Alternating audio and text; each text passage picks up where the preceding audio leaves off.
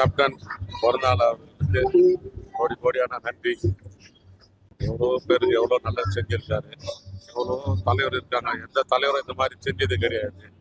மக்களுக்காக வாழ்ந்திருக்காரு. மக்களுக்காக வாழ்ந்து கொண்டே இருக்கிறார். இன்னும் எவ்வளோ பேர் எவ்வளோ சமாதிங்க இருக்கு. எங்கேயுமோ போல பாருங்க. மற்ற ஜனம் இங்கே தான் வருது.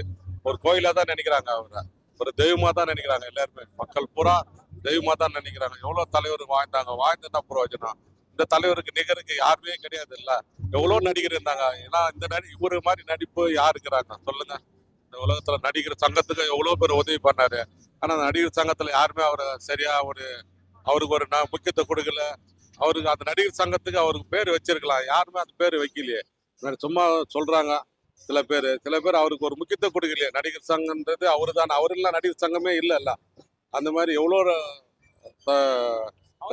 தலைவர்களை உருவாக்கி இருக்காரு. எவ்வளவு பேரு புரிசுகளை உருவாக்கி இருக்காரு. எவ்வளவு பேர் ஹீரோக்களை உருவாக்கி இருக்காரு. எவ்வளவு பேர் ஹீரோயினிகளை உருவாக்கி இருக்காரு. அதே மாதிரி எவ்வளவு பேர் எம்எல்ஏ இருக்காங்க. அதுல எவ்வளவு பேர் அவருக்கு துரோகம் பண்ணிட்டு போயிட்டாங்க. அவர் கூட இருந்து